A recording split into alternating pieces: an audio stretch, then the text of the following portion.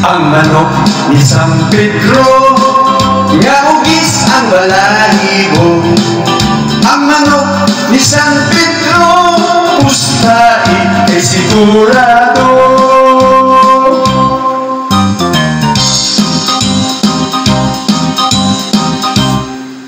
Si Esteban intawon, gimorder sa mga gons. Pagsaka niyas langit, si San Pedro na ipulong.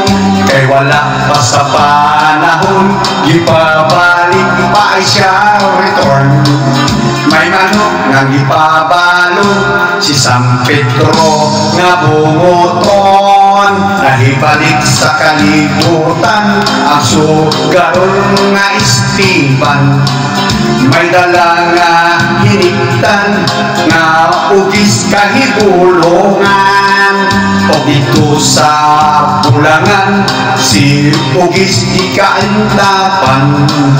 Kibuno, kiwan by one, mga kontraway daganan. Ang manok ni San Pedro, nga ugis ang balahibo. Ang manok ni San Pedro, pustai kay sigurado.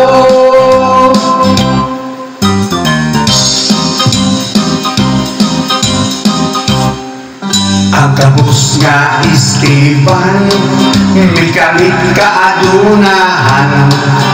Manok ianimahan, sa salapit daw minahan.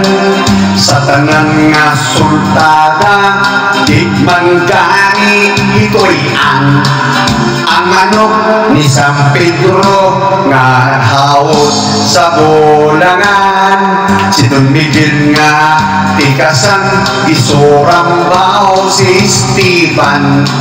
Si ugis iyang hiniktan, kikawat kiinisan. Si ugis nga nakamatngon, ni dapit lang gihapon.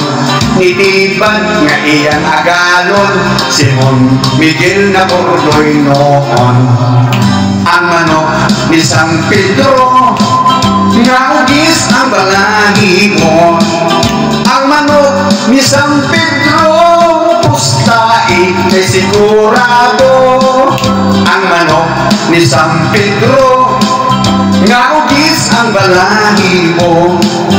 Ang manok ni San Pedro, pustai kay sigurado.